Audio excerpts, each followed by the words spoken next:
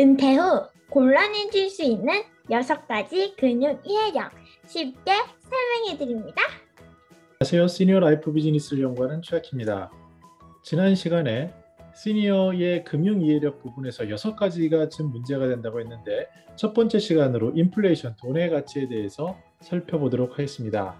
시니어 여러분들이 실생활에서 어떨 때 이런 돈의 가치가 떨어진 것, 인플레이션을 느낄 수 있나요? 먼저 먹거리 가격이 인상됐을 때죠. 뭐 옛날에 껌값이 얼마였는데 예를 들어서 20년 전만 하더라도 뭐 200원이었는데 지금 이 데이 기준이 2015년이니까요. 더 적었던 50원 이런 정도 생각이 나는데요. 지금 1,000원을 넘기는 이런 가격들을 보면서 야, 옛날에 가격이 이렇게 쌌지? 이런 걸 느끼면서 야, 물가가 오르고 있네. 이런 것을 시니어들은 느낄 수 있습니다. 두 번째는요. 점심 식사하는 것 생각해 보시면 밖에서 이제 친구분을 만나거나 회사에서 점심을 먹으러 나갔을 때 그 5천 원에 해결되던 시절도 있고 3천 원에 해결되던 시절도 있었던 것 같습니다. 근데 최근에 보면 한 8천 원 이 정도 되고요. 그래서 이런 걸 보면서 어떻게 점심을 해결하지? 너무 비싼 거 아니야? 그러다 보니 시니어들은 가급적 김밥으로 이렇게 채워야지 이런 니즈도 많이 생기게 되는 것을 우리는 볼 수 있습니다. 그리고 뉴스를 들어보면 코로나 때문에 미국에서 뭐 개인 성인들에게 200만 원을 이렇게 현금을 준다며 이런 뉴스들을 보게 되죠. 어떤 경기를 살리기 위해서 돈을 이렇게 굉장히 많이 찍어내면서 그것을 실질적으로 사람들에게 돈을 줌으로써 어떤 경기를 살리려고 하는 이런 것들을 보면서 아, 물가가 굉장히 현금 가치가 떨어질 수 있겠네라는 생각을 할 수 있습니다. 또한 아파트를 보면 좀 더 심하죠. 바로 2020년 작년 1월만 하더라도 서울의 중위 아파트 가격, 즉 중간값입니다. 이렇게 나래비를 세워서 딱 가운데. 그랬을 때 뭐 한 평균 한 6억 이렇게 되지 않았나 이런 적이 있었습니다. 근데 지금은 뭐 8억에서 10억 이렇게 됩니다. 그래서 야, 금액이 그렇게 올랐어, 4억이나 올랐어 이렇게 되면서 굉장히 깜짝 놀라면서 아, 물가가 이게 오르네, 돈의 가치가 이거 어떻게 되는 거야라는 생각까지 하게 되고요. 젊은 사람들이 이제 비트코인 굉장히 열풍이라고 할 수 있죠. 저도 한때 비트코인에 초기에 투자한 적이 있었는데요. 뭐 굉장히 제 수준에서는 상당히 큰 금액이었습니다. 근데 그때 이제 어떤 공부는 제대로 했지만 어느 정도 공부에서 떠나서 어떤 투기적인 요소도 좀 있었던 것 같습니다. 그래서 저 개인적으로는 좀 손실을 좀 보긴 했는데요. 근데 그 가격을 생각해 보면 당시만 하더라도 3천만 원은 이건 거품이야. 이런 했던 기억들이 납니다. 근데 지금은 벌써 8천만 원 이런 얘기를 하고 있습니다. 그러면 이게 뭐가 바뀌었지? 저게 정말 자산 가치가 있는 거야? 이런 것들을 고민하게 되는데 그 근저에는 바로 현금의 가치, 이런 것, 화폐의 가치가 떨어지고 있는 것, 이런 것들이 연관이 있다라고 볼 수 있죠. 연금을 수령할 때 어떤 이제 지금은 금융권에서 주는 연금 기준일 경우에요. 어떤 기준금리라는 게 있습니다. 그걸 주로 코픽스를 쓰는 경우가 있는데요. 그 기준이 되는 금리들을 보면 뭐 1% 미만입니다. 그러면 거기에 조금 더 주거나 이런 거를 하게 되니까 시니어들은 실제로 금융상품에 있어서도 뭐 많아 2%, 그 3% 찾기는 3%짜리는 좀 찾기도 어려울 수 있고요. 이런 것들을 볼 수 있는데 이런 것들을 통해서 야, 겨우 그러면은 물가 상승률을 넘어설 수 있나 이런 고민을 하게 되죠. 그리고 이자를 받을 때 그런 얘기 많이 하죠. 1억을 넣는데 여기 계산한 건 6개월 동안입니다. 뭐 1.2% 금리다. 이렇게 하면은 실제로 수령하는 게 6개월에 50만 원쯤 되는 겁니다. 그럼 1년이면 한 100만 원 되는 거죠.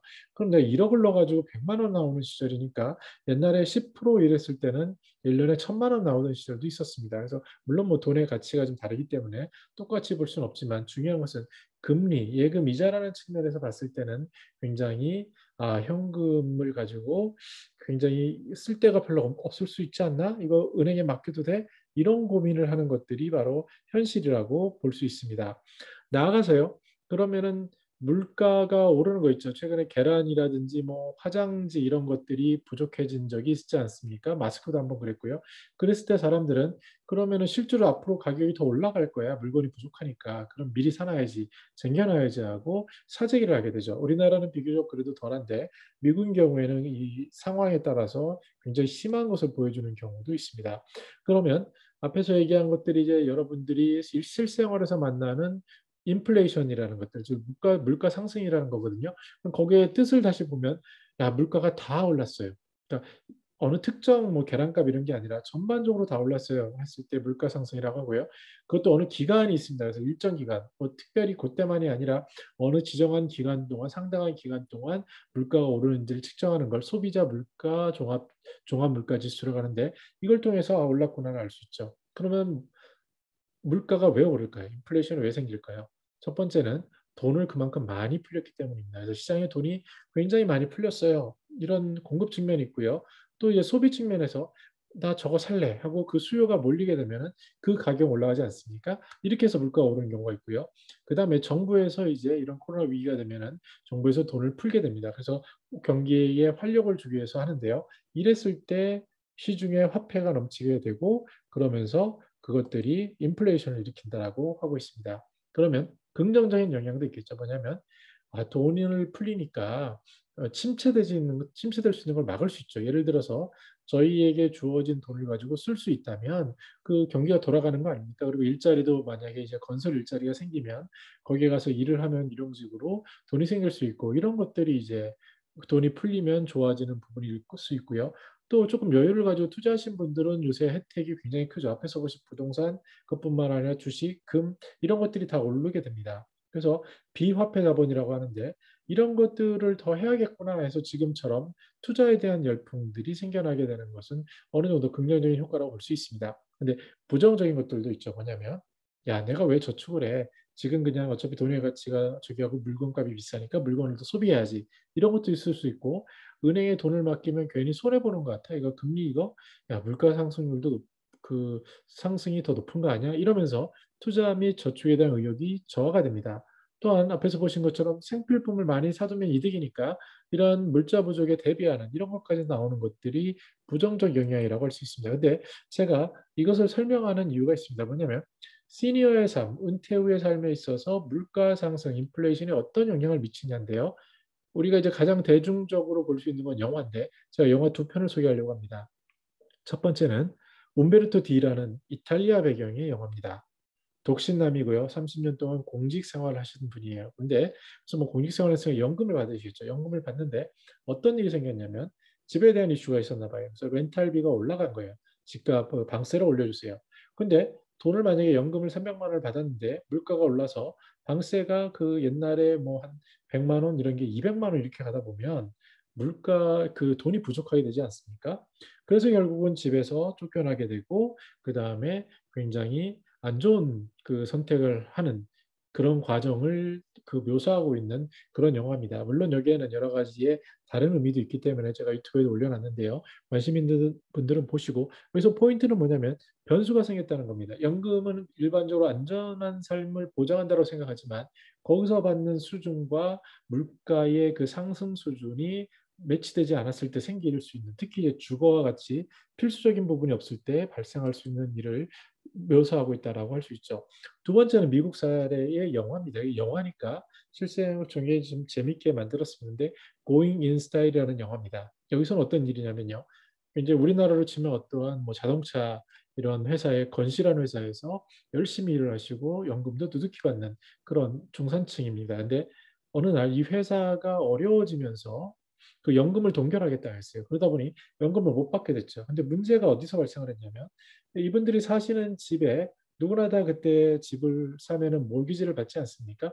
근데 그 모기지를 받을 때, 대출을 받을 때 그 금리를 고정금리로 하지 않고 변동금리로 한 거예요. 근데 뭐 당연히 일을 열심히 하시고 금융 쪽을 잘 몰랐으니까 금융 이해력이 낮았기 때문에 당연히 사인하고 별 문제 없겠지라고 생각을 했는데 경기가 어려워지자 금리가 올라가게 되는 거죠. 물가가 올라가게 되면 이걸 잡기 위해서 금리를 더 많이 돈의 가치가 떨어지니까 다시 금리가 인상되는 효과가 있고 그랬을 때 부채를 대출을 가지신 분들은 아주 치명타를 받게 되는데 그 사례가 바로 이 고인 스타일에 나타나고 있습니다. 그래서 이 세 어르신들은 그 은행을 털어야겠다라는 그러한 어떠한 재미 요소를 더했지만 그 속을 보면 우리가 시니어 은퇴 후의 삶에 이런 일을 겪을 수도 있겠네라는 위험 요소를 소개해 주는 그러한 포인트가 있다라고 말씀드릴 수 있습니다. 정리해 보겠습니다. 인플레이션은요, 돈의 가치가 떨어지는 겁니다.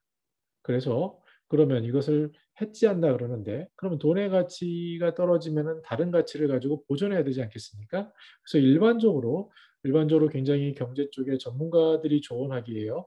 그러면은 인플레이션 때는 반대되는 자산, 즉 부동산 가치, 이건 건물하고 땅이지 않습니까? 그래서 이것도 좀 이거를 일부 가지고 있고 그다음에 외환, 특히 달러가 되겠죠. 위험할 때는 우리나라처럼 환율은 기축통화국, 즉 통화의 전체의 그 거래 중심이 되는 통화가 아니고 달러로 바꿔서 하는 그런 통화가 되다 보니까 위기 때 굉장히 취약합니다. IMF도 뭐그 사례라고 볼 수 있고요. 그래서 많은 전문가들은 우리나라의 경우에는 우리나라의 부동산 자산과 미국의 달러 자산을 가지고 있으면 두 개가 서로 어느 게 잘 나가고 못 나가고 이렇게 해서 균형을 잡을 수 있지 않냐라고 조언을 하는 경우를 많이 들을 수 있습니다. 그래서 이쪽도 관심이 있어야 되고요. 또 주식이라는 거는 기업이니까 기업은 물가가 오르면 자기 제품이나 서비스에 그 물가를 오른 만큼을 넣어서 물건을 팔 수가 있으니까 이것도 물론 복잡하긴 하지만 간단하게 보면 그렇게 본다면 주식이라는 것도 어느 정도 해지하는 자산이 될 수 있고요. 이제 저 경제학자들은 이 얘기를 많이 하죠. 물가 연동 채권. 채권은 그냥 그 따박따박 그 대출 금리 이자를 금리를 받는 거 아니겠습니까? 빌려주고. 근데 그 채권이 만약에 1%나 2%로 고정됐을 때는 물가가 올랐을 때 그 연동이 안 되지만 물가 연동 채권이라는 게 있습니다. 그래서 물가 연동 채권을 하게 되면 그 오른 물가만큼을 변동을 해지해 주니까 이것이 좋다라고 하죠. 근데 일반인들이 이것까지 하는 건 굉장히 어려운데 이런 것은 아시는 은행이나 금융 전문가를 통해서 뭐 추천을 받아보시면 좋을 것 같고요. 물론 돈이 많으신 경우에 해당될 수도 있어 보입니다. 그리고 그 다음엔 귀금속, 원자재, 디지털 화폐 같은 것, 그리고 더 중요한 것은 앞에서 보셨다시피 부채에 대한 관리가 상당히 중요합니다. 그래서 나이가 먹어서는 점점 부채가 어떤 레버리지로 투자의 수단이 되기보다는 위험의 요소로 되는 경우가 많기 때문에 부채 관리를 신경 쓰셔야 합니다. 그래서 가장 해피한 경우는 이런 경우 아니겠습니까? 나는 빚이 없어. 근데 집이 있어. 그리고 여기에 매달 어느 정도 소득이 나오고 먹고 마실 거가 있어. 이러면 해피하지 않습니까? 여기 더 나가서 가장 해피한 것은 나는 평생 현역으로 돈을 벌 수 있는 수단이 있어. 이렇게까지 되면은 뭐 그 금전적인 면에서 건강하시다면 최고의 그런 노후가 보장된다고 할 수 있습니다. 그래서 그 전초는 아무튼 부채에 대해서 조금 더 시니어들은 관심을 가지고 접근해야 될 필요가 있다. 이런 메시지를 담고 있다라고 할 수 있겠습니다. 네, 오늘 이렇게 첫 번째 시간으로 인플레이션에 대해서 살펴봤는데요. 다음 시간에 이어서 6가지를 하나하나씩 쉽게 가급적 설명해 보도록 하겠습니다. 저는 더 나은 시니어 삶 공동체를 연구합니다. 감사합니다.